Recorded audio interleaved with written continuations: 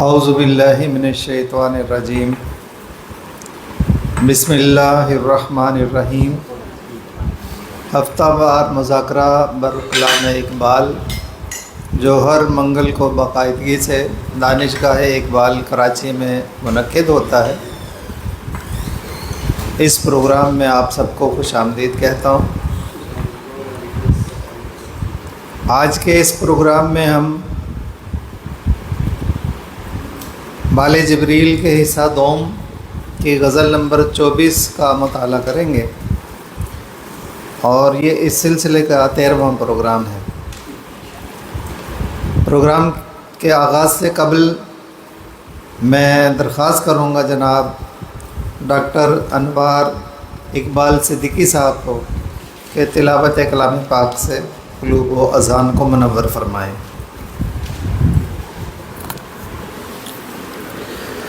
اعوذ باللہ من الشیطان الرجیم،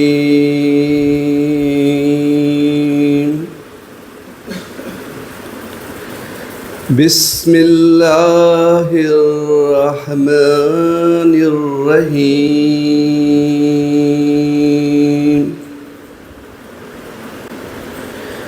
فاذکرونی اذکرکم واشکروا لی ولا تکفرون۔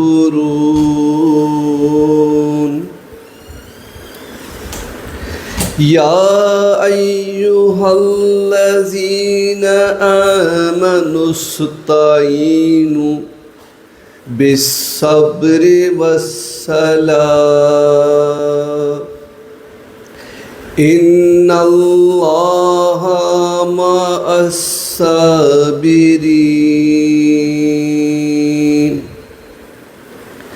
ولا تقولوا لمن يقتل في سبيل الله اموات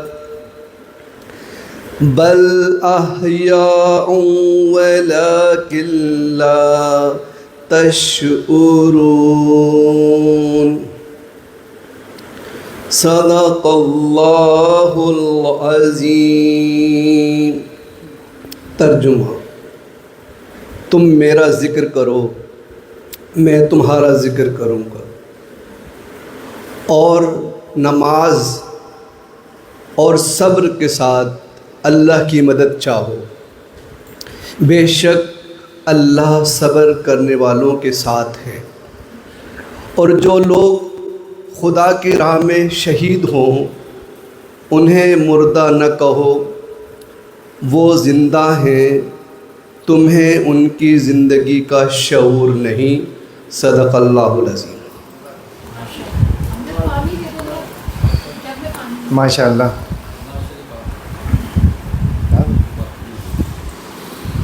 آج کے اس پروگرام کی صدارت کر رہے ہیں محترم رئیس سمدانی صاحب، اور میں آپ کی اجازت سے کلام اقبال سے کچھ اشعار، نعتیہ اشعار آپ کے سامنے حمدیہ اشعار پیش کرنا چاہوں گا۔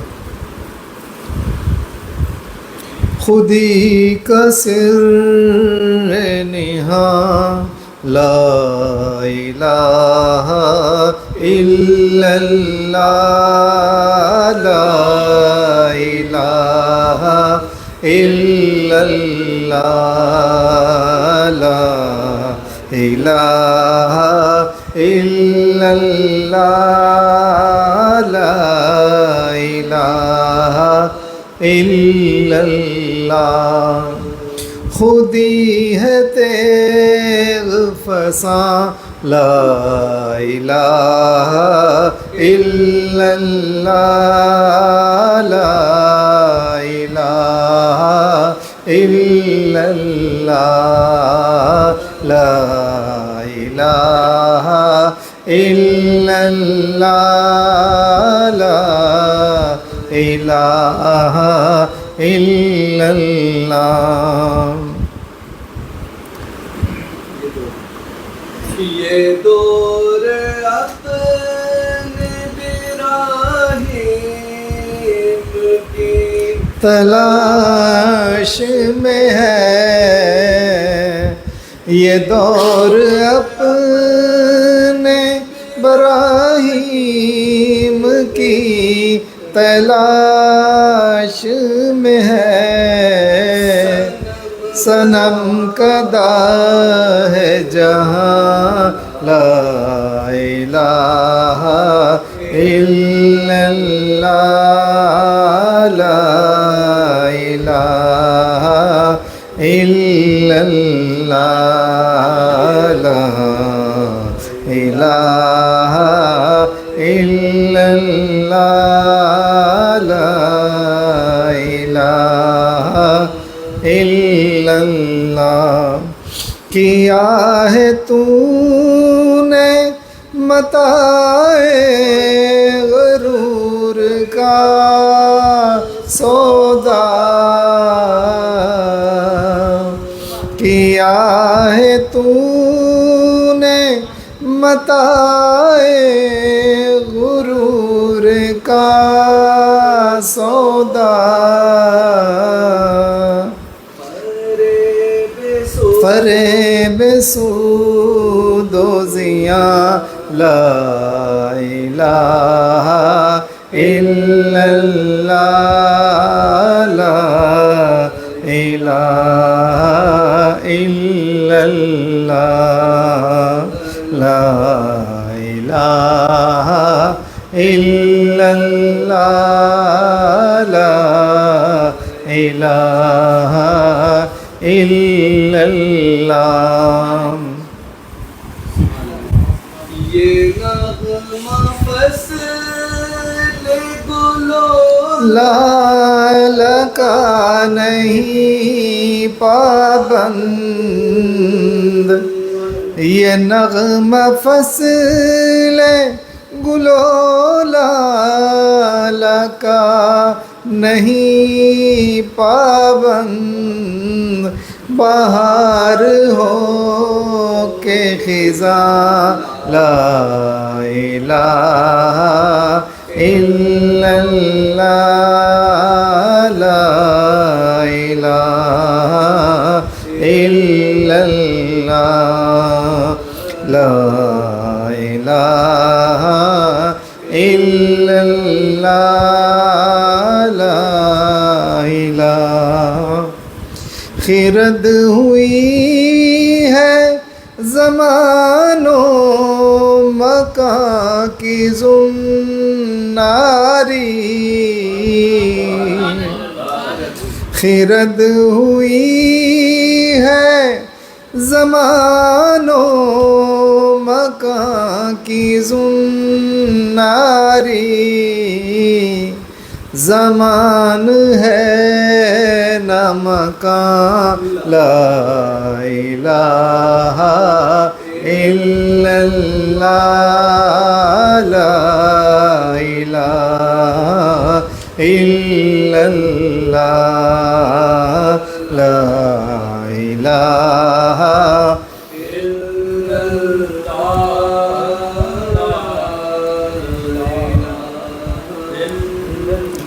یہ دولت، یہ مال و دولت دنیا، یہ رشتہ و پیوند، یہ مال و دولت دنیا، یہ رشتہ و پیوند، بتان وہم و گمان، لا الہ الا اللہ، لا الہ الا اللہ۔ جزاک اللہ، ماشاء اللہ۔ اب میں ملتمس ہوں پروگرام کے آغاز میں محترم خوشی محمد انصاری صاحب اپنا حاصل مطالعہ ہمارے سامنے پیش کریں گے، تشریف لائیے۔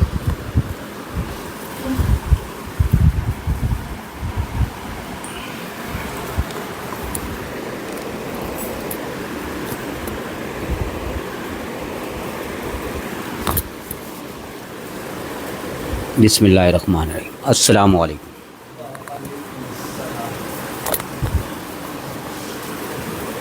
جناب صاحب صدر کی اجازت سے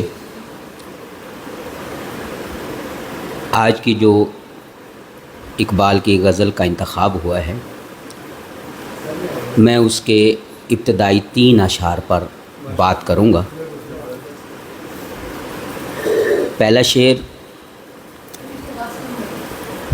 خرد کے پاس خبر کے سوا کچھ اور نہیں، تیرا علاج نظر کے سوا کچھ اور نہیں۔ اقبال اس شعر میں کہتا ہے کہ ہمارے دانشور اور فلسفی حضرات مستعار نظریات اور ادھر ادھر سے اکٹھی کی ہوئی باتوں کے علاوہ حقائق کے اظہار سے محروم ہے، یعنی ان کے عقل و شعور کے پاس صرف معلومات اور حقائق یعنی خبروں کا مجموعہ ہوتا ہے جو حقیقت کی گہرائی تک نہیں پہنچ سکتا۔ وہ یہ بھی نہیں جانتے کہ معاشرتی سطح پر جو خامیاں، جو برائیاں اور جو کوتاہیاں موجود ہیں، ان کا تدارک کسی صاحب دل کی نگاہ دور رس سے ہی ممکن ہے۔ دوسرا شعر ہے: ہر ایک مقام سے آگے مقام ہے تیرا، حیات ذوق سفر کے سوا کچھ اور نہیں۔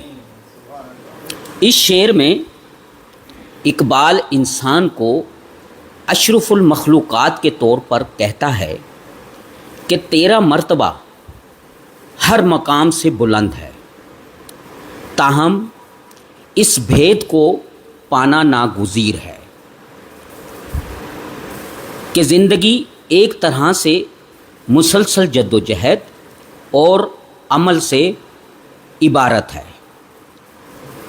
انسان کی روحانی بے چینی اور فکری الجھنوں کا علاج صرف بصیرت، قلبی نگاہ اور عشق حقیقی میں پوشیدہ ہے۔ یعنی اقبال کے فلسفے کے مطابق عقل ہمیں راستہ دکھاتی ہے، لیکن منزل یعنی معرفت الہی تک پہنچنے کے لیے روحانی بصیرت اور سچی لگن کی ضرورت ہوتی ہے۔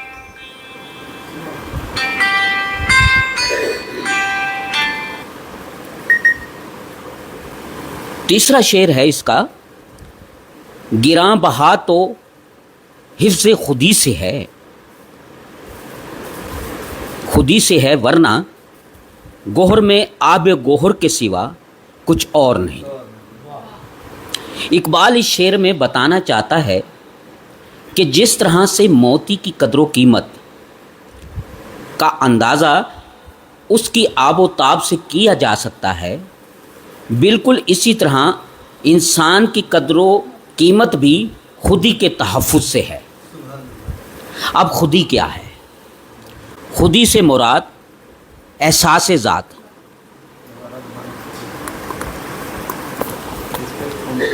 جی خودی سے مراد احساس ذات، خود شناس اور اپنی چھپی ہوئی صلاحیتوں کو پہچان کر انہیں جلا بخشنا ہے۔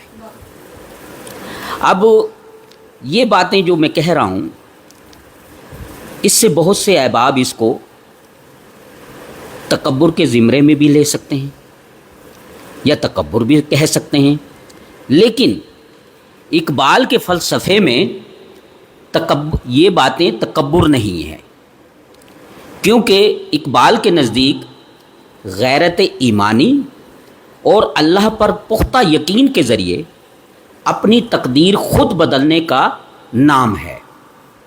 یعنی اقبال کے فلسفہ خودی کے مطابق اپنی انفرادیت اور عظمت کو پہچاننا تکبر نہیں ہے۔ دوسرا، غیروں کے سامنے ہاتھ پھیلانے کی بجائے اپنی محنت اور اپنے زور و بازو پر بھروسہ کرنا تکبر نہیں ہے۔ تیسری یہ کہ جذبہ عشق کے ذریعے کائنات کو تسخیر کرنا اور نئی راہیں کھوجنا تکبر نہیں ہے۔ بہت شکریہ آپ کا۔ ماشاء اللہ بہت اچھی گفتگو رکھی جناب خوشی محمد انصاری صاحب نے، اور اب اس کے بعد میں زحمت کلام دوں گا محترمہ کشور عروج صاحبہ کو کہ وہ جو اپنا اس غزل سے متعلق حاصل مطالعہ ہے وہ ہم سب کے سامنے پیش فرمائیں۔ کشور عروج صاحبہ۔ اعوذ باللہ من الشیطان الرجیم، بسم اللہ الرحمن الرحیم۔ بہت شکریہ بشیروانی صاحب صد، آپ کی اجازت سے میں بھی 2 اشعار کی تشریح کروں گی، لیکن اس سے پہلے میں اس غزل کا بنیادی مقصد وہ پیش کرنا چاہتی ہوں۔ اس غزل کا بنیادی مقصد یہ ہے کہ انسان کو عقل و خرد کی تنگنائیوں سے نکال کر عشق اور بصیرت کی راہ دکھانا ہے۔ حقیقی زندگی مسلسل جد و جہد، خودی کی پہچان اور اپنے اندر روحانی سوچ پیدا کرنے کا نام ہے۔ اقبال کے نزدیک سائنسی یا دنیاوی علم انسان کو حالات کی محض اطلاع دیتا ہے۔ حقیقت کا ادراک اور باطنی سکون صرف دل کی گہری نظر سے ہی ممکن ہے۔ مسلسل سفر اور جستجو، خودی کی اہمیت، تڑپ، جذبہ اور فن، اقبال کے نزدیک یہی انسان کی اصل پونجی ہے۔ اب ان کا پہلا شعر دیکھتے ہیں اس غزل کا۔ یہ علامہ اقبال کی شعرائے آفاق غزل ہے جو ان کے شعری مجموعے بال جبرائیل میں شامل ہے۔ خرد کے پاس خبر کے سوا کچھ اور نہیں، خرد کے پاس خبر کے سوا کچھ اور نہیں، تیرا علاج نظر کے سوا کچھ اور نہیں۔ یہاں خرد سے مراد عام عقل، فلسفہ اور منطق ہے۔ عقل صرف معلومات اور حقائق اکٹھے کرنے تک محدود ہے، یہ مشاہدہ کر سکتی ہے لیکن حق کی گہرائی تک نہیں پہنچ سکتی۔ دوسرا مصرع، اس میں نظر سے مراد وہ بصیرت، عشق اور روحانی نگاہ ہے جو صاحب دل لوگوں کو عطا کرتی ہے۔ انسانی روح، دل کی الجھنوں اور باطنی بیماری کا علاج صرف اسے روحانی بصیرت سے ممکن ہے۔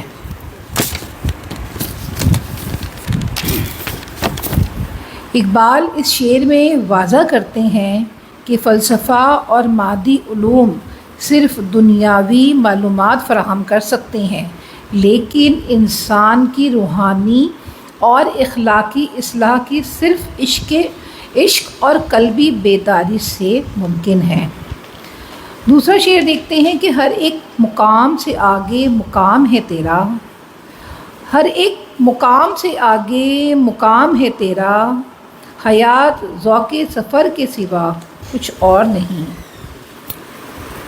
انسان کی ترقی اور جستجو کی کوئی حد نہیں۔ زندگی کا اصل لطف مسلسل آگے بڑھتے رہنے میں پوشیدہ ہے۔ علامہ اقبال کہتے ہیں کہ اے انسان، تمہاری منزلیں اور مقام صرف ایک جگہ تک محدود نہیں ہیں، تمہارا ہر مقام کمال ایک اور نئے سفر کے نقطۂ آغاز بن جاتا ہے۔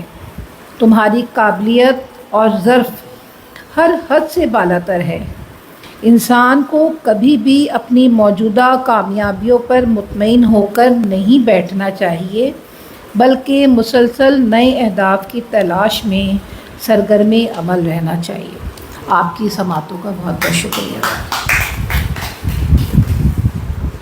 ماشاءاللہ کشور عروج صاحبہ اس غزل کے 2 اشعار کے بارے میں اپنا حاصل مطالعہ پیش کر رہی تھیں اور بہت اچھا پیش کیا انہوں نے، اور اب میں ملتمس ہوں محترم ڈاکٹر انوار اقبال صدیقی صاحب سے کہ اس غزل کے بارے میں وہ اپنا اظہار خیال پیش فرمائیں۔ آج صبح ہی نماز فجر کے بعد اقبال پر ایک شعر آیا کہ اقبال وہ اقبال ہے جس کا اقبال بلند ہے۔ اقبال وہ اقبال ہے جس کا اقبال بلند ہے، اقبال وہ شہباز ہے جس کی پرواز بلند ہے۔ علامہ اقبال علیہ رحمہ جو ہیں ایک ایسی شخصیت ہیں کہ ان کے وجدان، ان کے فکر، ان کے نظریہ خودی، ان کی وہ کیفیت روحانی جو وہ اپنی منظومات کے اندر پیش کر رہے ہیں، ان کا احاطہ ممکن نہیں ہے، چہ جائے کہ انسان کو تصوف روحانیت سے آگاہی نہ ہو۔ اقبال نے اپنی شاعری میں ایسے ایسے لفظ استعمال کیے ہیں کہ اگر قاری پڑھے اور سمجھنا چاہے تو اسے سہارا لینا پڑتا ہے علم کا، تحقیق کا، جستجو کا، اور جب ان معنی و مفاہیم کے ساتھ وہ شعر کو پڑھتا ہے تو پھر شعر کا اصل مقصد اسے مستفیض کرتا ہے۔ بے شمار لوگوں نے خرد کی تعریف کی، لیکن جب اقبال کو پڑھا تو اقبال نے بتایا کہ خرد کیا ہے۔ خرد تو ظاہری عقل پرستوں کا معاملہ ہے کہ خرد والے نہ سمجھے ہیں نہ سمجھیں گے اسے، خرد والے نہ سمجھے ہیں نہ سمجھیں گے اسے، یہ اہل دل جانتے ہیں کہ مقام مصطفیٰ کیا ہے۔ پہلا شعر پیش خدمت کہ خرد کے پاس خبر کے سوا کچھ اور نہیں، عقل خرد سے مراد، اور عقل جو ہے یہ کم مکمل ہوتی ہے جب یہ روحانیت کو اپنے اندر سمو لے۔ فقط عقل ہو تو سوائے قیل و قال کے کچھ نہیں ملتا۔ جب تک کہ آپ کا قلب نور ایمان سے منور نہ ہو، آپ کے قلب کے اندر بصیرت سماعت نہ ہو، اور آپ کا قلب صرف قلب نہ ہو بلکہ آئینہ محبوب رب ہو، اور جب یہ آئینہ محبوب رب بن جائے گا تو پھر آپ یہاں پر ہیں، لیکن وہ مکیں، وہ رب جو عرش پر ہوتا ہے وہ آپ کے قلب میں مکیں بن جائے گا، اور پھر آپ بے ساختہ کہہ دیں گے کہ دل کے آئینے میں ہے تصویر یار، جب ذرا گردن جھکائی دیکھ لی۔ نماز پڑھیں گے تکبیر کے تو قلب پر توجہ کریں گے، تو ایسی ایسی روایات میرے علم میں ہیں کہ انسان کو اپنے قلب پر ہی کعبہ دکھنے لگ جاتا ہے، منظر کعبہ قلب پر منعکس ہو جاتا ہے۔ ایک مرتبہ الف ثانی رحمۃ اللہ علیہ شیخ احمد سرندی آپ فرماتے ہیں کہ مسجد کے اندر میں لیٹا تھا، آرام کر رہا تھا، تو مجھے جو ہے ایسا محسوس ہوا کہ میرے اطراف ملائکہ جو ہے وہ طواف کر رہے ہیں۔ تو آپ نے کہا شاید یہ سکر ہے، کوئی دھوکہ ہے۔ آپ نے وضو کرا، 2 رکعت نفل پڑھی اور بیٹھے تو وہی منظر دوبارہ آ گیا، اور ملائکہ آپ کے گرد طواف کرتے ہوئے انہیں محسوس ہوئے۔ تو آپ نے رب کی طرف متوجہ ہوئے، قلب کی طرف متوجہ ہوئے، تو یہ ندائے غیبی آئی کہ یہ جو طواف ہے یہ تمہیں نہیں ہو رہا، بلکہ تمہارے اندر جو کعبہ بس گیا ہے یہ طواف اس کا ہے۔ تیرا علاج نظر کے سوا کچھ اور نہیں۔ اب یہاں نظر سے مراد وہ نظر ہے جو باطنی نظر ہوتی ہے، جسے بصیرت کہتے ہیں، اور اگر بصیرت نہ ہو، فقط بصارت ہو، تو انسان وہ نہیں دیکھ سکتا جو دیکھنے کا تقاضا بندگی کرتی ہے۔ بندگی تو یہ کہتی ہے کہ تم اس طرح عبادت کرو کہ تم اپنے رب کو دیکھ رہے ہو، اور اگر تم یہ گمان نہیں کر سکتے تو کم از کم یہ گمان ضرور رکھنا کہ وہ تمہیں دیکھ رہا ہے۔ یہ کم ممکن ہے جب بصیرت سے آگاہی ہوگی۔ ہر ایک مقام سے آگے مقام ہے تیرا، اللہ تعالیٰ نے اس انسان کو جو ہے بہت اشرف بنایا، تبھی کہا کہ ہم نے تمہیں اشرف المخلوقات بنایا ہے۔ 6000 مخلوقات خشکی پر ہیں، 6000 تری میں ہیں، 6000 فضا میں ہیں آسماں پر، تو 18000 قسم کی مخلوقات میں اللہ تعالیٰ تخلیق کے بعد یہ فرمائے کہ انسان میں نے تجھے اشرف بنایا ہے۔ تو کوئی وجہ تو ہوگی کہ اللہ نے اس کو اشرف بنایا ہے، اس لیے تو اشرف ہے کہ یہ تمام کائنات میں نے تیرے لیے تخلیق کی ہے، لیکن اے بندے تجھے میں نے اپنے لیے تخلیق کیا ہے۔ یہ تمام کائنات میرے لیے ہے لیکن تیرے لیے ہے، لیکن تو میرے لیے ہے۔ اور پھر کیوں ایسا ہے؟ اس لیے کہ تو اولاد آدم ہے، تجھے میں نے نور کے پرتوں سے بنایا ہے۔ کہ اللہ تعالیٰ فرماتا ہے کہ ہم نے اس پوری کائنات کو اپنے نور سے بنایا، نور محمدی کو بنایا صلی اللہ علیہ وسلم، پھر اس نور کی تقسیم در تقسیم کرتے ہوئے تمام مخلوقات بنی۔ تو گویا ابن آدم جو ہے ودیت کیا گیا ہے اس کے اندر نور باطن کو۔ اب وہ کثافت اور لطافت کی 2 منزلوں کے بیچ میں ہے۔ کثافت کیا ہے؟ ظاہری بود و باش ہے، کھانا پینا ہے، چلنا پھرنا ہے، لیکن لطافت کیا ہے؟ لطافت یہ ہے کہ جس طرح ہمارے ظاہری وجود کو صحت کے لیے، تندرستی کے لیے اچھی غذائیں چاہیے، صاف پانی چاہیے، صاف آب و ہوا چاہیے، اسی طرح ہماری باطنی زندگی، ہماری باطنی حیات کو لطافت کے لیے کیا چاہیے؟ اللہ کا نور چاہیے، سوچ کی پاکیزگی چاہیے، اخلاق چاہیے، اور وہ فکر چاہیے کہ انسان جس طرح ظاہر میں اپنے آپ کو بہتر سے بہتر کر رہا ہے، وہ باطن میں بھی ایسا مجلہ ہو جائے، ایسا چمکدار ہو جائے کہ فرشتے پھر اس پر اشش کریں اور اس بات کا اعتراف کریں کہ اے رب، ہم نے روز ازل اس کی تخلیق پر اعتراض کیا تھا، لیکن آج ہم جان گئے ہیں کہ اے رب جو آپ جانتے وہ ہم نہیں جانتے تھے۔ گراں بہا ہے تو حفظ خودی سے ہے ورنہ، گراں بہا ہے تو حفظ خودی سے ہے ورنہ، گوہر میں آب گوہر کے سوا اور کچھ نہیں۔ گراں بہا جو ہے یہاں مراد ہے بہت قیمتی۔ آپ یہ دیکھیں کہ جو ہمیں سیپ ملتی ہیں سمندر سے، جو ہمیں قیمتی پتھر ملتے ہیں، اس پتھر وہ کیا ہے؟ وہ ایک قطرہ آب ہے، لیکن جب وہ سیپ میں جاتا ہے اس کے اندر ایک طویل تاریکی برداشت کرتا ہے، تو پھر اس سے ایک ہیرے کا وجود ہوتا ہے، ایک قیمتی پتھر کا وجود ہوتا ہے۔ بالکل اسی طرح انسان بھی اگر چاہتا ہے کہ گوہر نایاب بن جائے تو علامہ اپنے ایک شعر میں اسے پیغام دیتے ہیں کہ مٹا دے اپنی ہستی کو اگر کچھ مرتبہ چاہے، مٹا دے اپنی ہستی کو اگر کچھ مرتبہ چاہے، کہ دانہ خاک میں مل کر گل و گلزار ہوتا ہے۔ پہلے تو صحبتیں برداشت کر، تو اپنی نفی کر دے۔ جو اپنی نفی کرتا ہے وہی امر ہوتا ہے، اور جو اپنی نفی کرتا ہے اسے بقا ملتی ہے۔ کہ فنا فی اللہ میں بقا کا راز مضمر ہے، فنا فی اللہ میں بقا کا راز مضمر ہے، جسے مرنا نہیں آتا اسے جینا نہیں آتا۔ رگوں میں گردش خوں ہے اگر تو کیا حاصل۔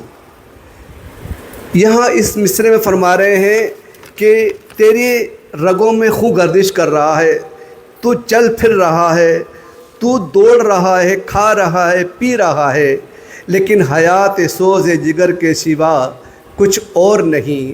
وہ کہتے ہیں کہ اگر عشق نہیں ہے تیرے اندر، تڑپ نہیں ہے، لگن نہیں ہے، جستجو نہیں ہے، تو یہ چلنا پھرنا بس رسم ہے، یہ حقیقت نہیں ہے۔ اگر یہ سوز آ جائے، یہ جستجو آ جائے کہ مجھے جس کام کے لیے اللہ نے بھیجا ہے کہ وما خلقت الجن والانس الا لیعبدون کی ترجمانی بن جائے تو، اور تو اللہ تعالیٰ کی ایسی عبادت کرے، اللہ تعالیٰ کو ایسے راضی کرے، کبھی شب میں، کبھی تنہائی میں، کبھی فکر کے ساتھ، کبھی ذکر کے ساتھ، کبھی نماز کے ساتھ، کبھی تلاوت کے ساتھ، تو اللہ تعالیٰ کو ایسا راضی کر لے کہ کہ پھر خودی کو کر بلند اتنا کہ ہر تقدیر سے پہلے خدا بندے سے خود پوچھے بتا تیری رضا کیا ہے۔ یہ مقام کب ملتا ہے کہ رومی ہو، غزالی ہو، رازی ہو، یہ جتنے بزرگان ہیں یہ بھی آہے سحرگائی کرتے رہے اور اللہ تعالیٰ کو منانے کا، اس کے قرب کو حاصل کرنے کا آقا علیہ السلام کی طرف سے بھی، اصحاب کی طرف سے بھی، تابعین و تبع تابعین کی طرف سے بھی، بالخصوص عصر حاضر زمانہ بعید کے اولیاء کی طرف سے یہی پیغام ہے کہ رات کے آخری حصے میں اٹھو، اس کو مناؤ، اس کو چاہو، اسے پکارو، کہ یہ تنہائی اس بات کی دلیل ہوگی کہ تم اپنے رب کو منا رہے ہو، کسی کو دکھا نہیں رہے۔ تصنع و بناوٹ سے ماورا ہو کے اسے یاد کرو گے، اور اس کے عشق کے اندر اگر تمہاری آنکھوں سے ایک آنسو کا قطرہ ٹپک گیا، وہ فرماتا ہے اے بندے میں نے تیرے تمام گناہوں کو معاف کر دیا۔ تیری مجھ سے محبت اگر مکھی کے سر کے برابر اشک ندامت یہاں سے بہا دے تو اے بندے میں تجھے معراج بندگی عطا کر دوں گا۔ تو کسی نے کہا کہ طوفان نو بہانے سے کیا فائدہ، طوفان نو بہانے سے کیا فائدہ، چند اشک ہی کافی ہیں گر کچھ اثر کرے۔ اور پھر جب بندہ شب بیداری کرتا ہے تو سالک کو اللہ کی طرف سے ایک مقام ملتا ہے، اور وہ بے ساختہ کہتا ہے کہ عرش کا ہے کبھی کعبے کا ہے دھوکہ اس کو۔ اپنے قلب کی جانب دیکھتا ہے سالک، وہ کہتا ہے کہ عرش کا ہے کبھی کعبے کا ہے دھوکہ اس کو، الہی کس کی منزل ہے میرا کاشان اے دل، الہی کس کی منزل ہے میرا کاشان اے دل، اور اے زاہد ناداں تو سمجھتا ہی نہیں اس کو، اے زاہد ناداں تو سمجھتا ہی نہیں اس کو، رشک حد سجدہ ہے ایک لفظ سے مستان آئے دل۔ اور پھر کہتا ہے کہ عشق کا بے گراں مایا تجھے مل گیا ہوتا، عشق کا بے گراں مایا تجھے مل گیا ہوتا، تو نے فرہاد ابھی کھودا ہی نہیں خانہ دل۔ وہ تو اس دل کے اندر جانگزی ہے، تو کہیں ڈھونڈتا رہے۔ اللہ فرماتا ہے کہ میں نحن اقرب من حبل الورید، کہ ہم تو تمہاری شیرخ سے قریب ہیں۔ تم کہاں بیابانوں میں جا رہے ہو، جنگلوں میں جا رہے ہو، ادھر جا رہے ہو، ادھر جا رہے ہو، ادھر نظر کرو، ادھر سے پکارو تو تمہارا رب تمہیں یہیں سے جواب دے گا۔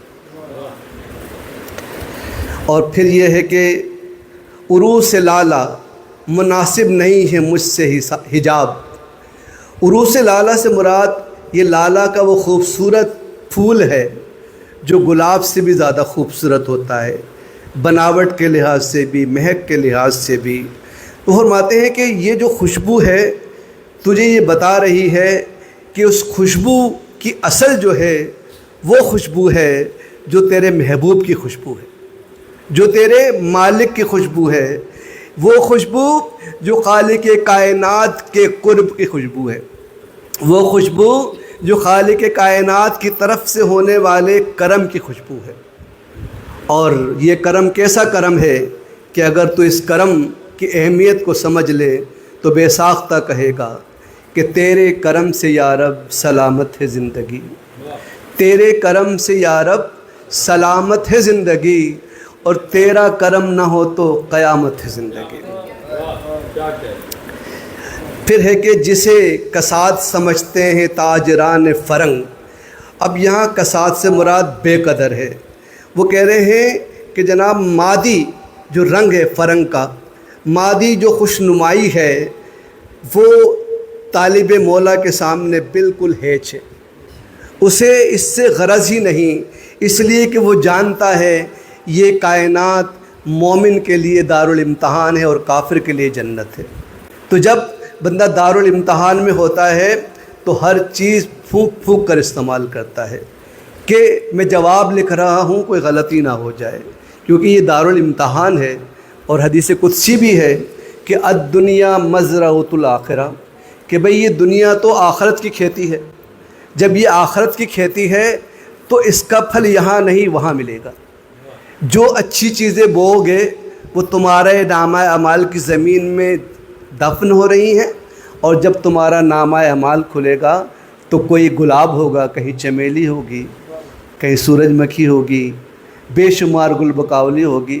پھولوں کے انداز میں آپ کی نیکیاں وہاں آپ کے اطراف حالہ ڈالے ہوئے ہوں گے، اور مومن جو ہے وہ جگمگا رہا ہوگا نور کے حالے میں اور پھولوں کی خوشبوؤں کے درمیان۔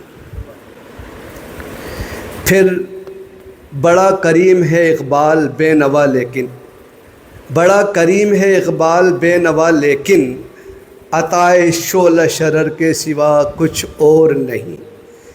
اقبال مقطع کے اندر کہ اقبال بظاہر تو بے سر و ساماں ہے، اقبال کا کرم سادگی اپنی جگہ ہے، لیکن اقبال نے جو راز عجز کو حاصل کیا ہے، اقبال نے جو راز عجز حاصل کر لیا ہے، تو اس کا مقام یہ ہے کہ اقبال جان گیا ہے کہ ماہ و انجم سے آگے مقام ہے جس کا۔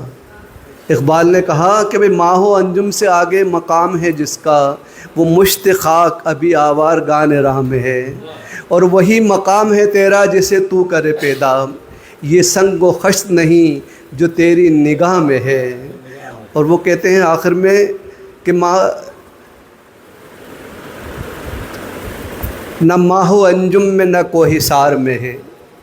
اقبال کی گہرائی دیکھیں، ماہ و انجم کس بلندی پر ہے، انسان احاطہ نہیں کرتا۔ اقبال کہتے ہیں کہ نہ ماہ و انجم میں نہ کوہ سار میں ہے وہ بلندی جو انکسار میں ہے، اور جو اعلیٰ ظرف ہوتے ہیں ہمیشہ جھک کے ملتے ہیں، جو اعلیٰ ظرف ہوتے ہیں ہمیشہ جھک کے ملتے ہیں، کہ صراحی سر نگو ہو کر بھرا کرتی ہے پیمانہ۔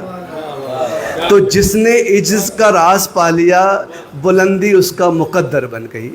جو عجز میں گیا وہ رب کے قریب ہو گیا، جو یہاں جھکا وہ وہاں اٹھا، جو یہاں رب کے لیے بکا وہ وہاں انمول ہو گیا، اور جو رب کے عشق میں یہاں فنا ہوا مال و زر کی ضرورت نہیں ہے اس کو، اس لیے کہ اللہ تعالیٰ اپنے سالکوں کو دل کا غنی بناتا ہے۔ ان کے پاس بظاہر کچھ بھی نہ ہو لیکن ان کی حکومت دلوں پر ہوتی ہے۔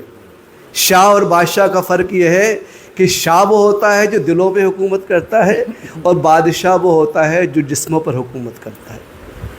میں اپنی تقریر کو سمیٹ رہا ہوں، ایک نقطہ اور بھی تھا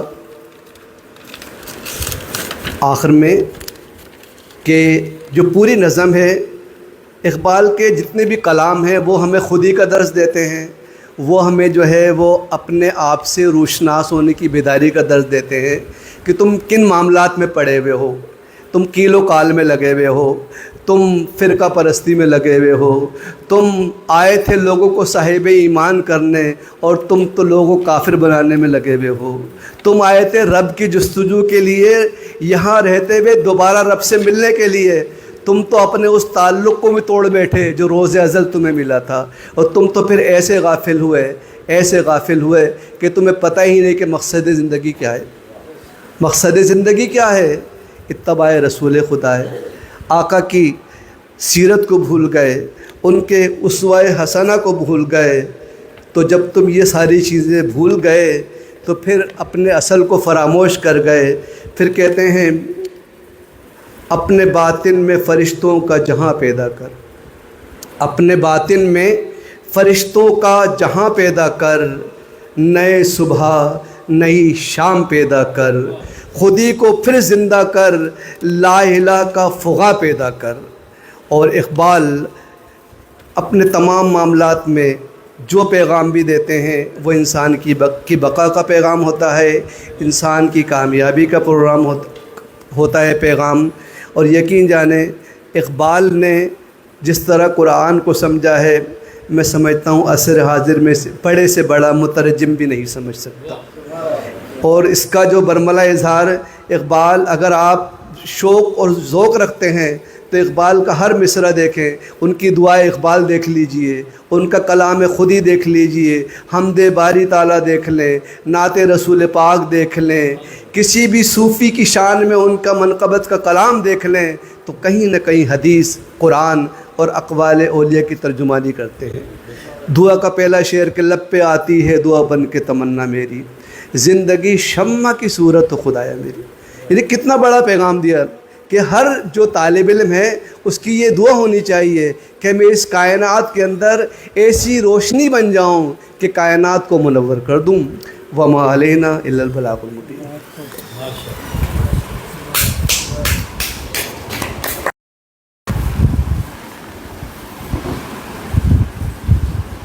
ہو گیا، اجازت ہے۔ اعوذ باللہ من الشیطان الرجیم، بسم اللہ الرحمن الرحیم۔ یریدون لیطفئوا نور اللہ بافواہہم واللہ متم نورہ ولو کرہ الکافرون۔ هو الذی ارسل رسولہ بالہدی ودین الحق لیظہرہ علی الدین کلہ ولو کرہ المشرکون۔ صدق اللہ العظیم۔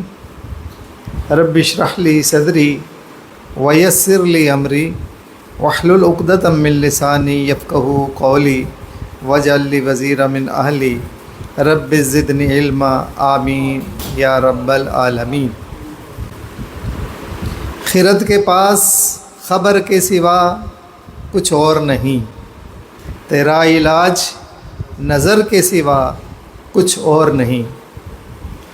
صدر ذی وقار علامہ اقبال جس دور میں موجود تھے وہ دور مغربی استعمار اور یورپ کی یلغار کا دور تھا۔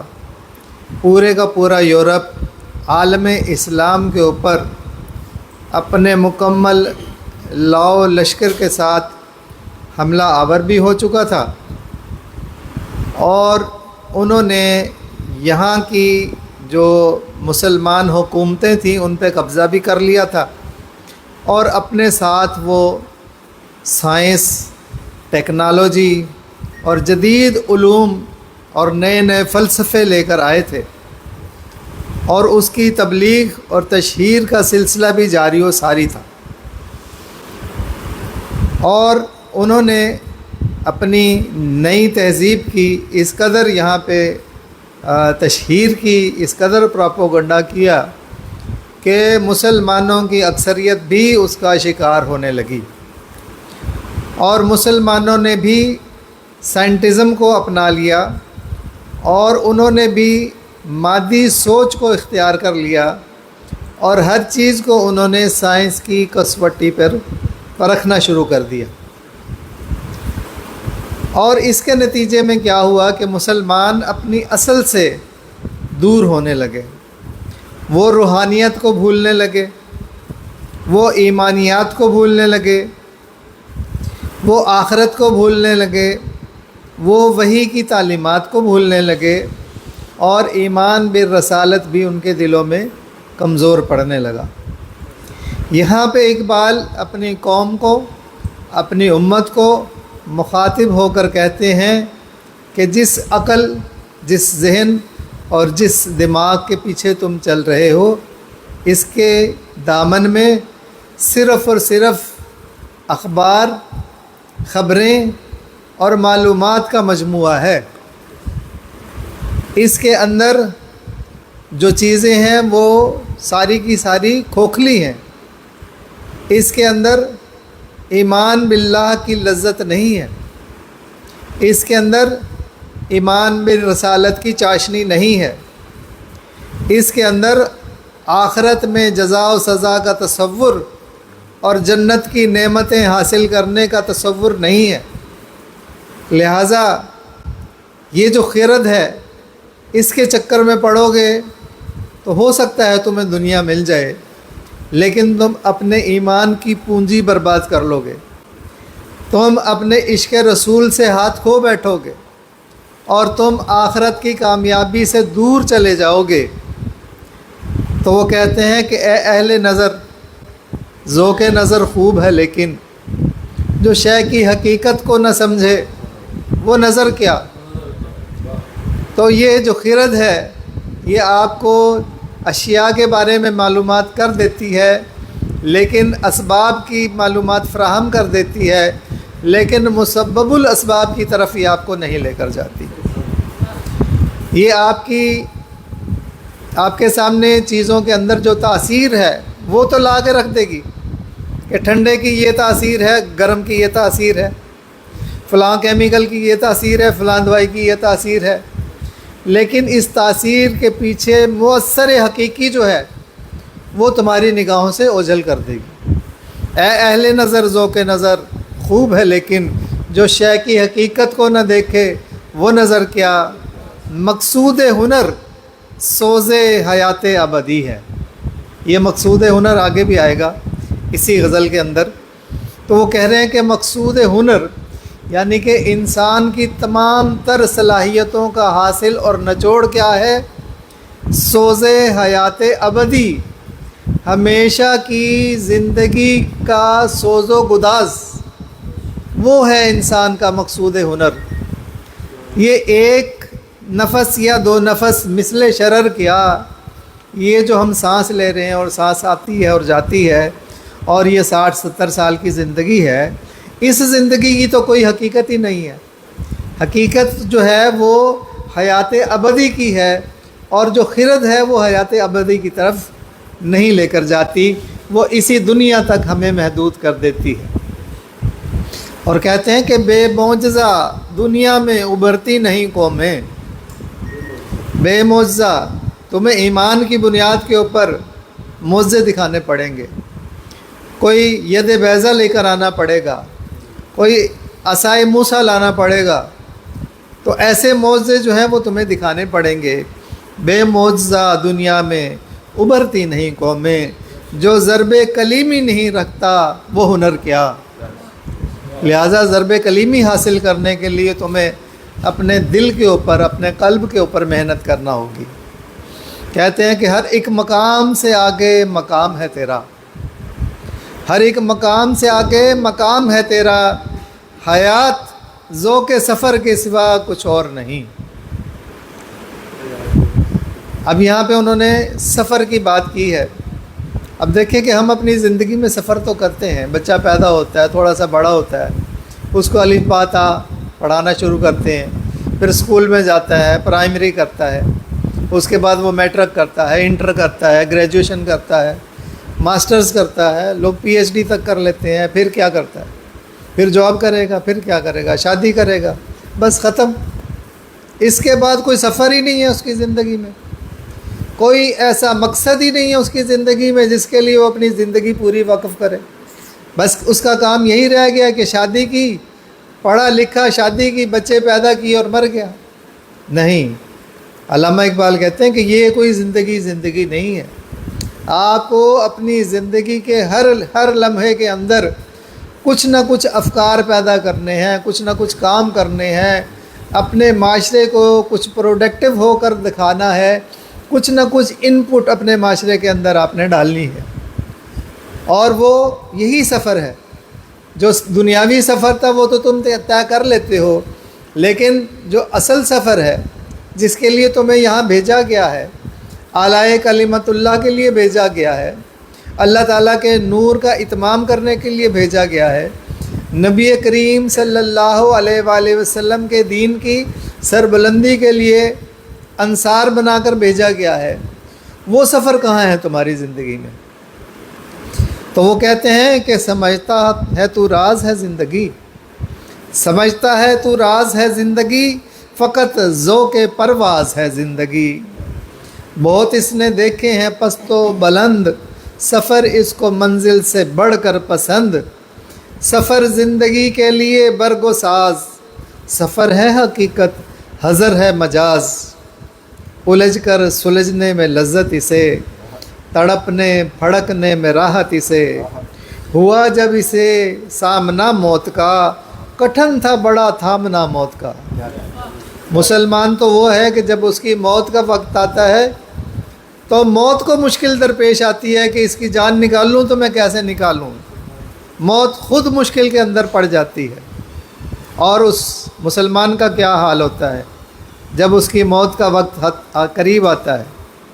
وہ کہتے ہیں کہ نشان مرد مومن باتوں گویم، تمہیں میں مرد مومن کی نشانی بتا دوں، چو مرگ آیت تبسم بر لب اوست، جب اس کی موت کا وقت آتا ہے تو موت کی آنکھوں میں آنکھیں ڈال کر وہ مسکرا رہا ہوتا ہے، وہ ڈر کے کہیں چھپتا نہیں ہے کہ کیا، وہ سمجھتا ہے کہ یہ جو موت ہے یہ مجھے اللہ تعالیٰ سے ملانے کا ذریعہ ہے، یہ مجھے اگلی زندگی میں لے جانے کا ذریعہ ہے۔ سمجھتا ہے تو راز ہے زندگی، فقط ذوق پرواز ہے زندگی۔ آگے ہے گراں بہا ہے تو حفظ خودی سے ہے ورنہ، گراں بہا ہے تو حفظ خودی سے ورنہ، گوہر میں آب گوہر کے سوا کچھ اور نہیں۔ یہ جو موتی ہوتا ہے اس کی قدر اس کی آب کی وجہ سے ہوتی ہے، اس کی جو چمک دمک ہے اس کی وجہ سے ہوتی ہے، اور اگر موتی سے اس کی چمک دمک چھین لی جائے تو وہ ایک پتھر بن جاتا ہے جس کی کوئی قدر نہیں ہوتی۔ ایسے پتھر کی کیا قدر ہے جس کے اندر کوئی آب و تاب ہی نہ ہو؟ تو آب و تاب جو ہے وہ گوہر کی ہوتی ہے، اس کی گوہر کی قدر جو ہوتی ہے اس کی آب و تاب سے ہوتی ہے، اور انسان کی قدر اس کی خودی سے ہوتی ہے۔ انسان کے اندر اگر خودی ہے تو وہ ایک ویلیویبل شخص ہے، اور اگر خودی نہیں ہے تو اس کی حالت جانوروں سے بدتر۔ اللہ تعالیٰ نے فرمایا کہ ہم نے جہنم کو جنوں اور انسانوں کی کثرت کے لیے بنایا ہے، اور کیوں ڈالا جائے گا؟ لہم قلوب لا یفقہون بہا، ان کے دل ہیں اس سے وہ تفقہ نہیں کرتے، غور و فکر نہیں کرتے، اس کے اندر دیکھتے نہیں ہیں کہ کون سا خزانہ چھپا ہوا ہے۔ لہم عین لا یبصرون بہا، ان کی آنکھیں تو ہیں لیکن وہ حقیقت کو نہیں دیکھتے۔ وَلَهُمْ آذَانٌ لا یسمعون بہا، اور ان کے کان ہیں لیکن وہ حقیقت کی آواز کو نہیں سن پاتے۔ تو اگر تم نے اپنے آپ کو قیمتی بنانا ہے تو اپنی آنکھوں کو، اپنے کانوں کو، اپنے دل کو اس حقیقت کی طرف لے کر جاؤ، ایمان باللہ کی طرف لے کر جاؤ، ایمان بالرسالت کی طرف لے کر جاؤ، ایمان بالآخرت کی طرف لے کر جاؤ۔ اور اگر نہیں لے کر گئے تو فرمایا کہ اولئک کالانعام، ایسے لوگوں کی مثال جانوروں جیسی ہے، چوپایوں جیسی ہے، بل ہم اضل، اس سے بھی بدتر ہے۔ تمہیں شرف انسانیت دے کر دنیا میں بھیجا تھا، تم نے اپنے آپ کو ایک حیوان بنا لیا۔ تو حیوان کو تو بنایا ہی حیوان گیا تھا، تمہیں اشرف بنایا گیا تھا، لہٰذا تم نے اپنا وہ جو کردار تھا وہ ادا نہیں کیا، اس طریقے سے اب تم جو ہو نا حیوانوں سے بھی بدتر ہو۔ تو گراں بہا ہے تو فقط حفظ خودی سے ہے ورنہ گوہر میں آب گوہر کے سوا کچھ نہیں۔ آگے کہتے ہیں کہ رگوں میں گردش خون ہے اگر تو کیا حاصل، رگوں میں گردش خون ہے اگر تو کیا حاصل، حیات سوز جگر کے سوا کچھ اور نہیں۔ اب رگوں میں جو گردش خون ہے اس کا ذریعہ کیا ہے؟ اس کا ذریعہ دل ہے۔ دل جو ہے وہ پمپ کرتا ہے اور خون جو ہے وہ رگوں کے اندر گردش کرتا ہے۔ تو وہ یہ کہتا ہے کہ اگر آپ نے اپنے دل کو ایک محض پمپ سمجھ لیا، اسے خون کو گردش میں لانے کا ایک ذریعہ سمجھ لیا، تو آپ کی زندگی کا کیا حاصل ہوا؟ آپ کی زندگی کا تو کوئی حاصل ہی نہیں ہے۔ اس کو تو میں نے اپنا مقام بنایا تھا، یہ عرش معلیٰ سے کم تو نہیں ہے۔ جو دل ہے، انسان کا قلب ہے، یہ تو عرش معلیٰ ہے۔ تم نے اسے سمجھ لیا کہ یہ ایک پمپ ہے اور تمہاری رگوں کے اندر گردش کرتا ہے، جب یہ ختم ہو جاتا ہے، گردش خون ختم ہوتی ہے اور تمہاری موت واقع ہو جاتی ہے، صرف اتنا ہی سمجھا۔ پھر جگر ہم نے تمہیں دیا، جگر کا فنکشن کیا ہے؟ وہ خون بناتا ہے، جگر خون بناتا ہے اور دل خون کو گردش میں لاتا ہے۔ لیکن یہی دو جو اعضاء ہیں انسان کے، انہی اعضاء سے جو ہے نا انسان اشرف المخلوقات بنتا ہے۔ وہ قلب اگر اس کو اللہ تعالیٰ کی یاد میں لگایا جائے گا اور اللہ تعالیٰ کے دیے ہوئے مقصد نیابت کی ذمہ داری کو پورا کیا جائے گا، خلافت کی ذمہ داری کو ادا کیا جائے گا، اور اس کے اندر حب الہی اور عشق رسول کے جذبات پروان چڑھائے جائیں گے، تو وہ ایک بامقصد دل ہوگا۔ اور اس بامقصد دل کی جو تمنائیں ہیں، جو آرزوئیں ہیں، ان کو پورا کرنے کے لیے انسان پھر جگر لگا کر محنت کرتا ہے۔ خون جگر استعارہ ہوتا ہے اپنے بڑے مقصد کے لیے محنت کرنے کا، اور بڑا مقصد حاصل کرنا جو ہے وہ دل کا کام ہے، قلب کا کام ہے۔ قلب کسی مقصد کو حاصل کرتا ہے، پھر اس کو مقصد کو حاصل کرنے کے لیے، منزل کو پانے کے لیے اپنا جو ہے خون جگر لگانا پڑتا ہے۔ تو علامہ اقبال کہتے ہیں کہ خون دل و جگر سے ہے میری نوا کی پرورش۔ میری جو نوا ہے، میرا جو کلام ہے، اس کی جو میں پرورش کرتا ہوں، اس کو جو میں پروان چڑھاتا ہوں، جو میں شاعری کرتا ہوں، جو میں اپنا کلام آپ کے سامنے پیش کرتا ہوں، جو قرآن کا، حدیث کا پیغام آپ کے سامنے رکھتا ہوں، تو اس کے پیچھے میرا جو دل ہے اس کا خون بھی کام کر رہا ہوتا ہے، اور جو میرا جگر ہے اس کی بھی محنت لگ رہی ہوتی ہے۔ خون دل و جگر سے ہے میری نوا کی پرورش، ہے رگ ساز میں رواں صاحب ساز کا لہو۔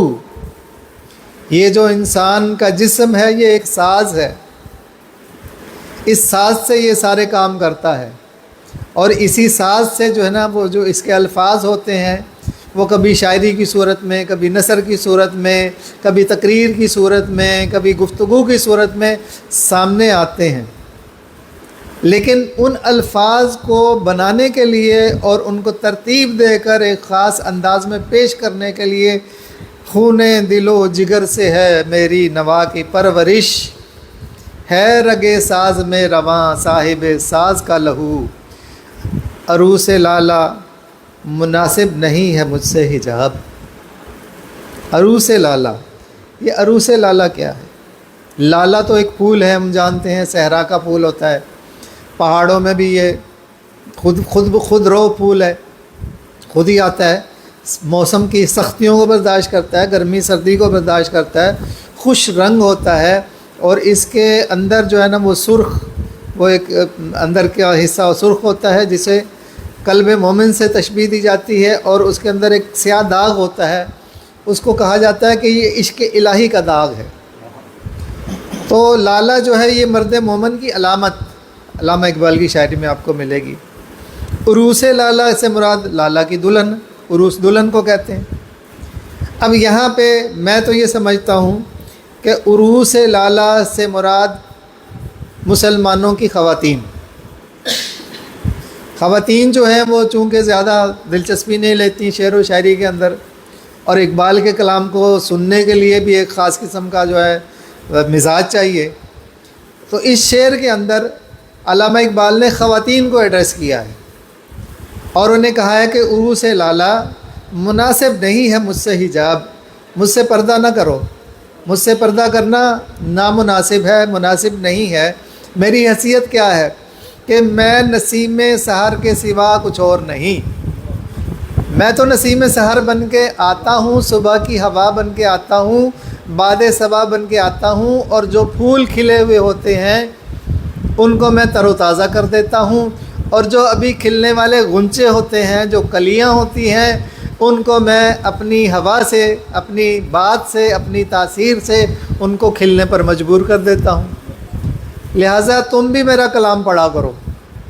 خواتین سے انہوں نے کہا کہ تم بھی میرا کلام پڑھا کرو، کیونکہ دنیا کی نصف آبادی خواتین پہ مشتمل ہے، تو ان کو بھی انہوں نے یہاں پہ دعوت دیا کہ میرا کلام پڑھو اور اس پہ غور و فکر کرو، اور میں تو باد نسیم کی طرح آ کے جس طریقے سے پھول کو سجا دیتا ہوں، ایسے ہی تمہارے خیالات اور افکار کو میں سنوار دوں گا، سجا دوں گا۔ اور اگر یہ تشریح آپ کو قابل قبول نہیں ہے تو عروس لالا کو سمجھیں گے امت مسلمہ کو پوری کو آپ ایڈریس کر لیں، اور پوری امت مسلمہ کو انہوں نے کہا عروس لالا مناسب نہیں ہے مجھ سے حجاب، کہ میں نسیم سحر کے سوا کچھ اور نہیں۔ کہتے ہیں کہ فطرت میری مانند نسیم سحری ہے، رفتار ہے میری کبھی آہستہ کبھی تیز، پہناتا ہوں اطلس کی قبا لالہ و گل کو۔ انہوں نے کہا نا کہ میں نسیم سحر کے سوا کچھ نہیں، تو وہ بتا رہے ہیں کہ نسیم سحر بن کر میں کیا کرتا ہوں۔ فطرت میری مانند نسیم سحری ہے، رفتار ہے میری کبھی آہستہ کبھی تیز، پہناتا ہوں اطلس کی قبا لالہ و گل کو، کرتا ہوں سر خار کو سوزن کی طرح تیز۔ کانٹوں کے جو نوک ہوتے ہیں اس کو بھی میں سوئی کی طرح تیز کر دیتا ہوں، یہ میرا کام ہے۔ ہاں آگے آئیں۔ جسے کساد سمجھتے ہیں تاجران فرنگ، وہ شے متاع ہنر کے سوا کچھ اور نہیں۔ اب یہ جو تاجران فرنگ ہیں، فرنگ کے تاجر، بزنس مین، ان کا ایک رویہ ہے کہ انہوں نے ہر چیز کو مادی پلڑے کے اندر تولنا ہے، کس چیز سے انہیں فائدہ ہے کس چیز سے نقصان ہے، اس سے آگے انہوں نے کچھ کام کرنا ہی نہیں۔ اور دنیا میں محبت، شرافت، سچائی، عشق الہی، عشق نبی، اس سے تو نہ فیکٹریوں میں کوئی کام چلتا ہے، کوئی چیزیں نہیں بنتی، اور نہ ہی اس سے ان کے بینک بیلنس میں اضافہ ہوتا ہے۔ لہٰذا ان کاموں کے اندر پڑھنے کا وہ کہتے ہیں بھائی فضول کام ہے، ان میں آپ کیوں پڑھتے ہو؟ آپ ان میں پڑھو گے، آپ کا وقت جائے گا، آپ کا پیسہ لگے گا، آپ کی صلاحیتیں لگیں گی، بربادی ہے، یہ تو کساد بازاری ہے، نقصان ہی نقصان ہے۔ تو وہ کہتے ہیں کہ یہ جو روحانیت کی بات ہے، یہ جو اللہ کی بات ہے، جو نبی کی بات ہے، جو رسول کی بات ہے، اس میں کیا رکھا ہے؟ یہ باتیں آپ کرو گے تو آپ اپنا وقت برباد کرو گے، وہی وقت آپ دنیا میں لگاؤ، ٹائم از منی، آپ اپنا ٹائم لگا کر پیسے کماؤ۔ تو علامہ کہتے ہیں کہ جسے کساد سمجھتے ہیں تاجران فرنگ، وہ شے متاع ہنر کے سوا کچھ اور نہیں۔ اور وہ متاع ہنر کی تفصیل میں نے پہلے کی ہے کہ متاع ہنر کیا ہے، کہ انسان جو ہے وہ اپنے مقصد کو پہچانے اور اس مقصد کے لیے جو ہے وہ کھڑا ہو، اور اس مقصد کے لیے علمدار بن کے کھڑا ہو جائے۔ وہ کہتے ہیں کہ شفق نہیں ہے مغربی افق پر، یہ جوئے خون ہے، یہ جوئے خون ہے، طلوع فردا کا منتظر رہ کہ دوش و امروز ہے فسانہ، اور جہان نو ہو رہا ہے پیدا، اور وہ عالم فقیر مر رہا ہے۔ جہان نو ہو رہا ہے پیدا، وہ عالم پیر مر رہا ہے، جسے فرنگی مقامروں نے بنا دیا ہے قمار خانہ۔ یہ جو فرنگی مقامر ہیں یعنی کہ جوا باز، جواری، یہ انہوں نے اس جہان کو ایک عالمی قمار خانہ بنا دیا ہے، پوری دنیا کو جوئے میں لگا دیا ہے۔ تو لہٰذا یہ اب عالم پیر ہے، یہ اس کے مرنے کی باری ہے، اور ایک جہان نو پیدا ہونے کی باری ہے۔ اور وہ کہتے ہیں کہ یہ کام ہے تو بہت مشکل، لیکن اس کے لیے ہم کھڑے ہیں۔ ہوا ہے گو تند و تیز لیکن چراغ اپنا جلا رہا ہے، ہوا ہے گو تند و تیز لیکن چراغ اپنا جلا رہا ہے۔ وہ مرد درویش جس کو حق نے دیے ہیں انداز خسروانہ، بڑا ہے کریم اقبال بے نوا لیکن، بڑا کریم ہے اقبال بے نوا لیکن، عطائے شعلہ شرر کے سوا کچھ اور نہیں۔ کریم کا مطلب ہے فیاض، سخی، سخاوت کرنے والا، دینے والا، لٹانے والا، لیکن ساتھ ہی کہہ دیا کہ اقبال بے نوا۔ اب بے نوا تو غریب کو کہتے ہیں، نادار، مفلس۔ بے نوا جو ہے وہ ظاہری بات ہے اس کے پاس مال و دولت تو نہیں ہوتا۔ تو انہوں نے کہا کہ میں ویسے تو کریم ہوں، میری جو ایک شخصیت ہے اور مزاج ہے اس کے حساب سے میں سخی ہوں، میں بانٹنے والا ہوں، لیکن میں دوسری طرف مفلس بھی ہوں، نادار بھی ہوں، تو میں مالی فائدے تو میں پہنچا نہیں سکتا۔ عطائے شعلہ، یہ جو شعلہ ہوتا ہے جو آگ بھڑکی ہوئی ہوتی ہے، کوئی بھٹی اگر دھیک رہی ہو تو بھٹی کے اندر تو آگ جل رہی ہوتی ہے لیکن وہ اپنے اندر سے چنگاریاں پھینکتی رہتی ہے باہر، شرر وہ پھینکتی رہتی ہے۔ وہ کہتے ہیں کہ عطائے شعلہ، میں تو ایک شعلہ ہوں، میں تو ایک بھڑکتی ہوئی آگ ہوں، ایک بھٹی ہوں، لیکن میں جو اپنا کلام کی صورت میں تمہیں دے رہا ہوں یہ شرر ہے۔ اصل جو میرے اندر بھڑک رہا ہے اسے تم آگاہ نہیں ہو سکتے، اسے تم جان ہی نہیں سکتے، اس کی کنہ کو پا ہی نہیں سکتے کہ میرے اندر کون سی آگ بھڑک رہی ہے۔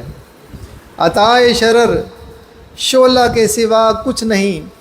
اور اقبال کے دل کے اندر جو عشق الہی کی اور حب رسول صلی اللہ علیہ وآلہ وسلم کی آگ بھڑک رہی ہے، یہ جو ہمارے پاس شاعری ہے یہ اس کی چنگاریاں ہیں، ان کی چنگاریاں جو ہیں جس سے ہم مستفیض ہو رہے ہیں، لیکن اصل آگ جو ہے وہ اقبال کے اندر بھڑک رہی تھی۔ وہ کہتے ہیں کہ تیری خاک میں ہے اگر شرر، یہ شرر لے جاؤ اور اپنی خاک میں اس کو لگا دو۔ تیری خاک میں ہے اگر شرر تو خیال فقر و غنا نہ کر، کہ جہاں میں نان شعیر پر ہے مدار قوت حیدری۔ کرم ہے شہ عرب و عجم کہ کھڑے ہیں منتظر کرم، کرم ہے شہ عرب و عجم کہ کھڑے ہیں منتظر کرم، وہ گدا کہ تو نے عطا کیا ہے جنہیں دماغ سکندری۔ بہت بہت شکریہ۔ اور اس کے بعد میں ملتمس ہوں، آپ کچھ گفتگو کریں؟ اس کے بعد میں ملتمس ہوں آج کی محفل کے صدر محترم ڈاکٹر پروفیسر رئیس صمدانی صاحب کہ اپنا صدارتی خطاب اور حاصل کلام ہمارے سامنے پیش کریں۔ بہت شکریہ میزبان محترم۔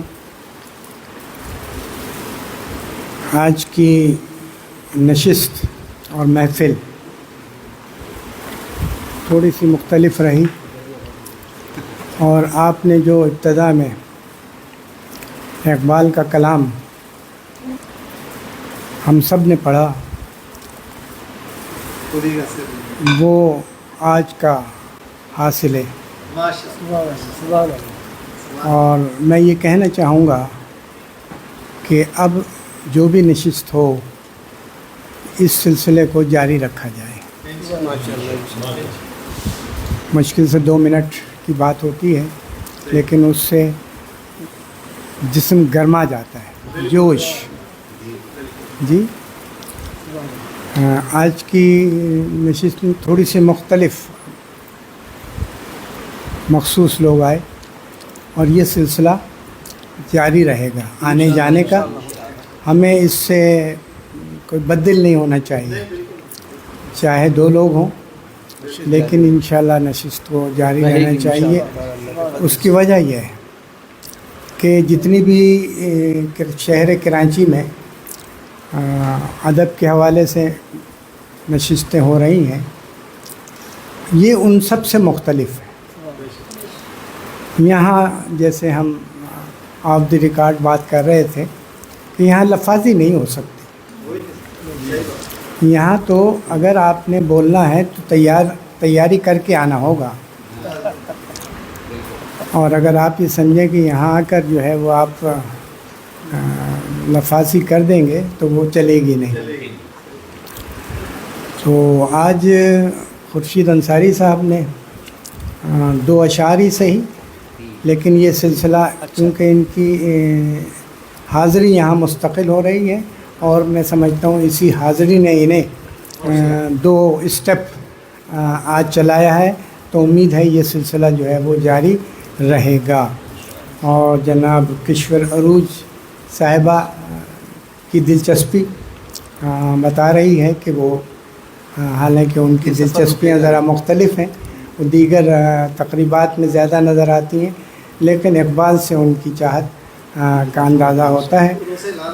یہ آپ کہہ سکتے ہیں۔ تو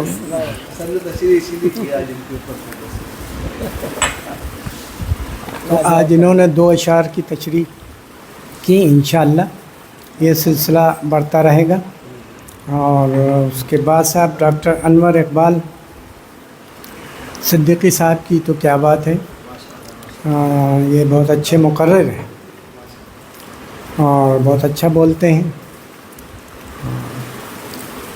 انہوں نے کہا کہ، اور درست کہا کہ اقبال نے جو الفاظ استعمال کیے ہیں وہ اقبال کے کلام کو عام آدمی کا پڑھنا جو ہے نا وہ نہیں پڑھ سکتا، وہ نہیں سمجھ سکتا، یعنی اتنے ایسے اور وہ عام، مطلب یہ نہیں کہ کوئی انہوں نے اپنے پاس سے الفاظ گڑھ لیے ہیں، موجود ہیں ہماری لغت میں وہ الفاظ، تو سب کوئی انہیں دم تحریر میں لا نہیں سکا، اور یعنی ایک شخص اس کا کچھ مطلب لیتا ہے، دوسرا کچھ لیتا ہے، تو یہ سلسلہ یہ اقبال کے کلام کی خوبی ہے کہ اس کے ایک ہی شعر پر، ایک ہی مصرعے پر لوگ اپنے اپنے خیالات کا اظہار کرتے ہیں اور وہ درست بھی ہے۔ تو یہ سلسلہ جاری رہے گا، اور یہ الفاظ مشکل ضرور ہیں لیکن تحقیق سے آسان ہو جاتے ہیں۔ تو صاحب آج تو نماز سے قبل موقع مل گیا مجھے، تو اس بات پر بھی تعلیم تو میں مختصر ہی کروں گا کیونکہ اب اختصار سے کام میں لیتا ہوں، اب میرا تفصیل کا زمانہ چلا گیا۔ تو پہلا شعر،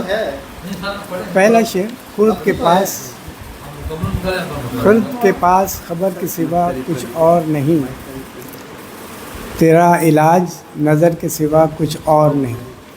اب دیکھیے اس میں جو صرف لفظ خرد مشکل لفظ ہے پورے دونوں شعر میں خرد کا مطلب ہے عقل و دانش۔ اب اقبال عقل و دانش بھی استعمال کر سکتے تھے لیکن نہیں، انہوں نے خرد کا لفظ استعمال کیا، نئی چیز لے کر آئے۔ پیش نظر اقبال کے غزل کا مطلب، جس میں اقبال کا کہنا ہے کہ خرد یعنی عقل و فلسفہ کے پاس صرف اور صرف خبر ہوتی ہے جو کافی نہیں، اس کے علاج کے لیے بلند اور صاحب دل نظر کی بھی ضرورت ہوتی ہے۔ عقل و دانش کے حامل شخصیات وہی تعلیم یافتہ لوگوں تک پہنچاتے ہیں جو انہوں نے حاصل کی ہوئی ہوتی ہے، وہی باتیں جو انہوں نے پڑھی اور سنی ہوتی ہیں۔ اقبال کا کہنا ہے کہ ضرورت اس بات کی ہے کہ اس مقصد کے حصول کے لیے کسی عالم، فلسفی یا مفکر کی نظر اور توجہ بے حد ضروری ہے۔ اس موضوع پر اقبال کا ایک شعر، خرد کی گتھیاں سلجھا چکا ہوں، خرد کی گتھیاں سلجھا چکا ہوں میں، میرے مولا مجھے صاحب جنوں کر۔ اچھا، اقبال کی مشہور نظم ہے خضر راہ، اس کا ایک بہت ہی معروف شعر جو کہ مجموعہ کلام بانگ درا میں شامل ہے، خرد کو غلامی سے آزاد کر، خرد کو غلامی سے آزاد کر، جوانوں کو پیروں کا استاد کر۔ تو اقبال جوانوں سے کہہ رہے ہیں کہ پیروں کے استاد بن جاؤ۔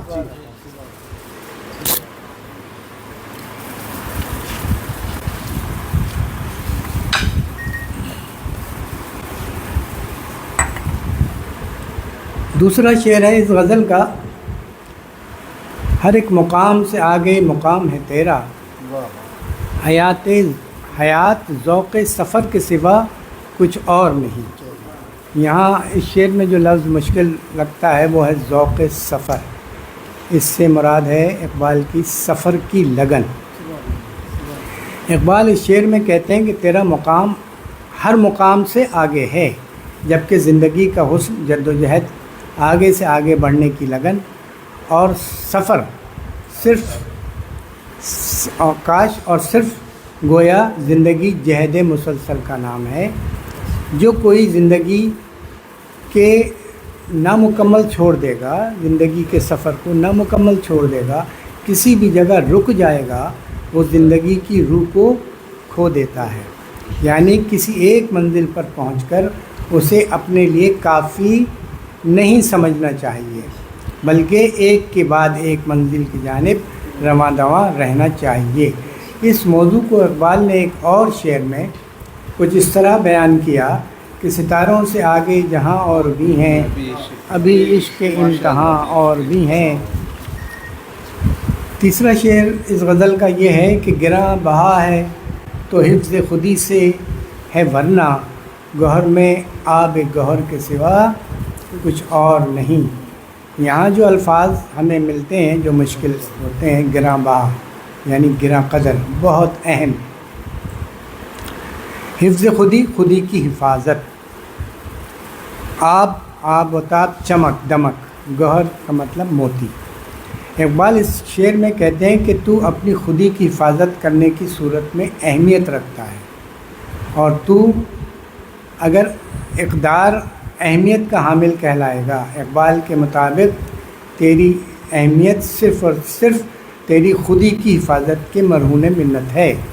اگر خودی جاتی رہے، اس کی حفاظت نہ کی جا سکے، تو انسان کی حیثیت ایک بے قیمت چیز سے زیادہ نہیں۔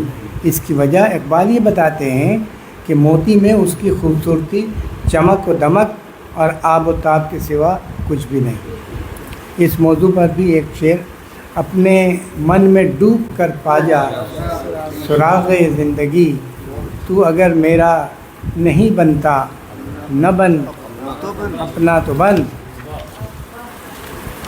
پھر آگے چوتھا شعر ہے، رگوں میں گردش خون ہے اگر تو کیا حاصل، حیات سوز جگر کے سوا کچھ اور نہیں۔ حیات سوز جگر سے مراد ہے جگر سوز و گداز۔ اقبال اس شعر میں فرماتے ہیں کہ انسان کے جسم میں اگر خون گردش کر رہا ہے تو کیا ہوا؟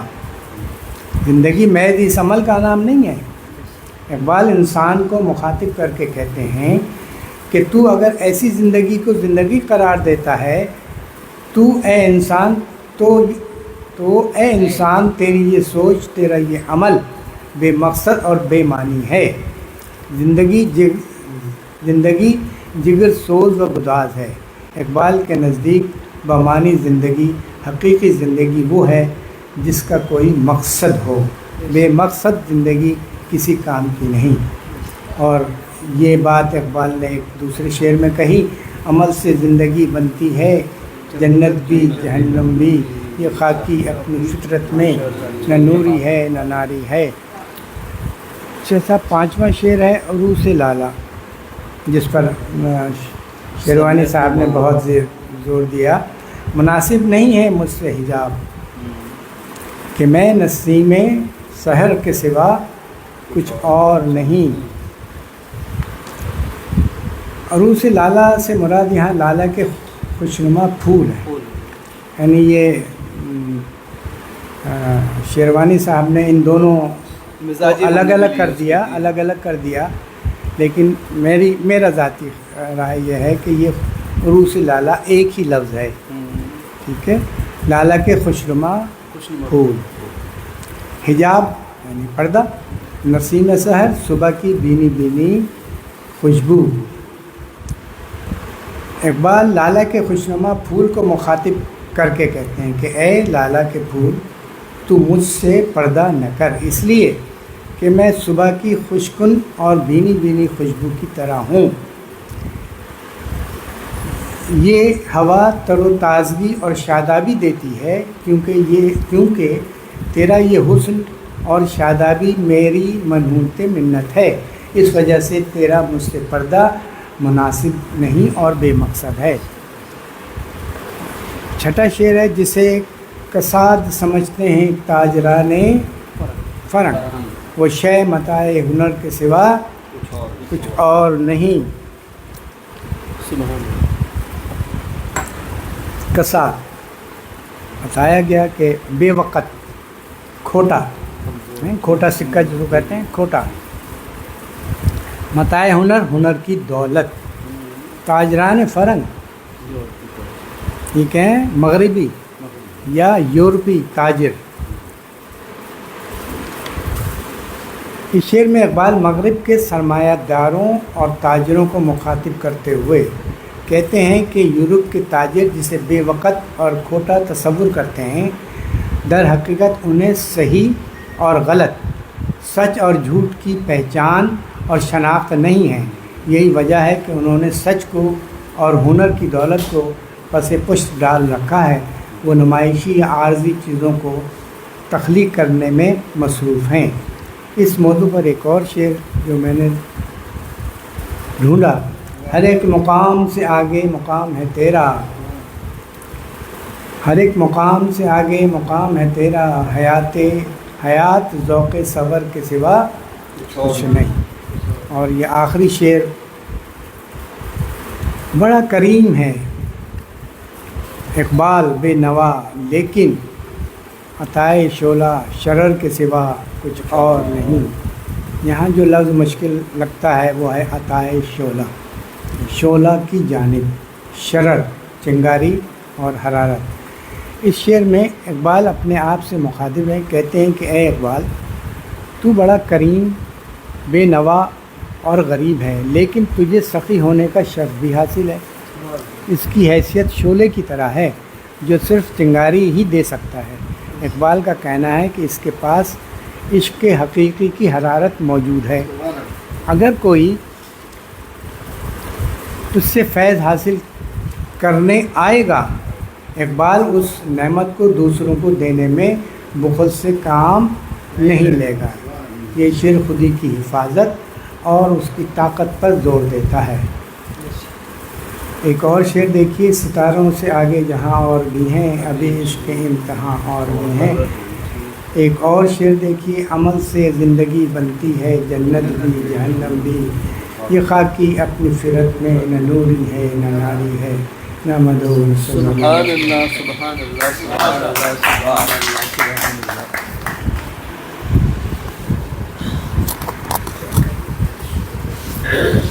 ماشاء اللہ،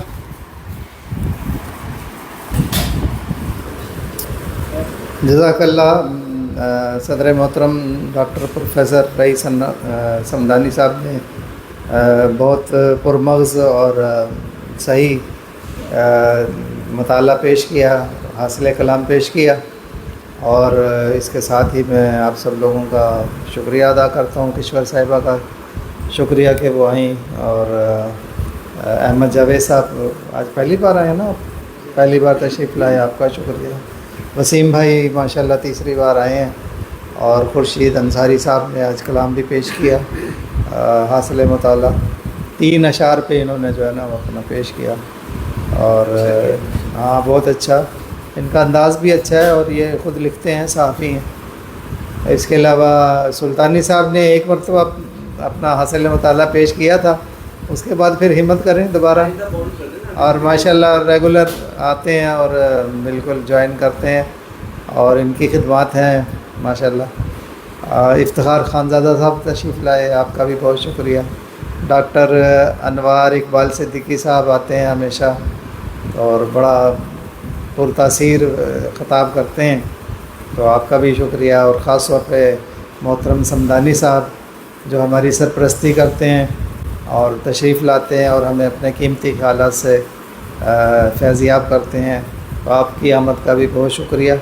آخر میں ڈاکٹر انوار اقبال صاحب سے کہوں گا کہ دعا پہ اس محفل کا اختتام کریں۔ عاشورہ کے اہم ایام میں ہیں، تو میں ملتمس ہوں کہ ایک مرتبہ دل ہی دل میں سورہ فاتحہ 3 بار سورہ اخلاص پڑھ لیجیے۔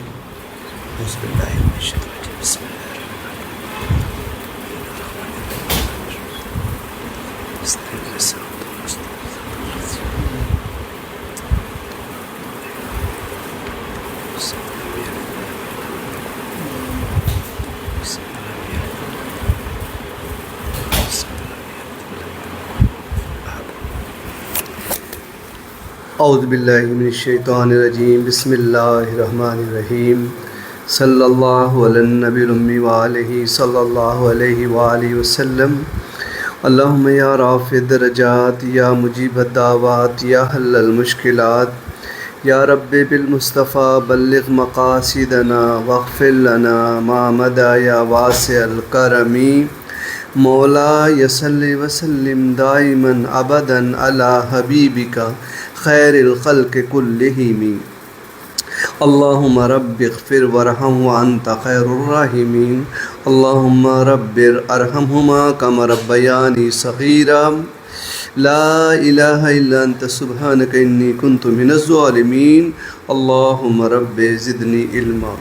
اے رب کریم ہماری یہ بزم قبول فرما، ہمیں فکر اقبال کو سمجھنے، خودی کے راز کو پانے اور خودی پر عمل پہم کرنے کی توفیق عطا فرما۔ ہمیں اپنا قرب عطا فرما، اپنی معرفت و معیت و رضا عطا فرما، اپنے محبوب کریم صلی اللہ علیہ وسلم کا سچا عشق عطا فرما، ان کی سچی اتباع عطا فرما۔ اے اللہ ہمیں صابر، شاکر اور ذاکر بنا۔ اے اللہ ہماری بے چینی، اضطرابی، بے قراری کو دور فرما دے۔ اے اللہ ہمیں اپنے اسلاف کی حقیقی پیروی کی توفیق عطا فرما۔ ہم سب کو موت سے پہلے موت کی سچی تیاری کی توفیق عطا فرما۔ جو ہم نے ہدیہ تلاوت کی ہے، تاجدار عرب و عجم صلی اللہ علیہ وسلم کی بارگاہ میں تحفہ پیش کرتے ہیں، قبول فرما۔ آپ صلی اللہ علیہ وسلم کے طفیل جمیع امہات المومنین، جمیع صحابہ، جمیع صحابیات، جمیع اہل بیت اطہار کو پیش کرتے ہیں، قبول فرما۔ بالخصوص امام حسین رضی اللہ عنہ اور 72 رفقائے کار جو کربلا میں شہید ہوئے، ان کی تمام کی روح پاک کو پیش کرتے ہیں، قبول فرما۔ ہم میں جن کے والدین اس جہان فانی سے رخصت ہو گئے، ان کے لیے دعا گو ہیں کہ اللہ تعالیٰ ان کے درجات بلند فرمائے۔ جن کے والدین حیات ہیں، اللہ تعالیٰ عمر بالخیر عطا فرمائے اور ان کی خدمت و اطاعت کی حقیقی توفیق عطا فرمائے۔ جو بھی احباب جہاں کہیں سے آئے، تمام کی نیک تمنائیں پوری فرما۔ صاحب خانہ کی دسترخوان کو دراز فرما، ان کی عقیدت اقبال میں اور زیادہ اضافہ عطا فرما اور ہمیں عمل صالح کی توفیق عطا فرما۔ ببرکتہ ان اللہ و ملائکتہ یصلون علی النبی یا ایھا الذین آمنوا صلوا علیہ وسلموا تسلیما اللہم صلی علی سیدنا و مولانا محمد وبارک وسلم صلوا علیہ سبحان ربک رب العزت عما یصفون وسلام علی المرسلین والحمد للہ رب العالمین لا الہ الا اللہ محمد رسول اللہ صلی اللہ علیہ وسلم۔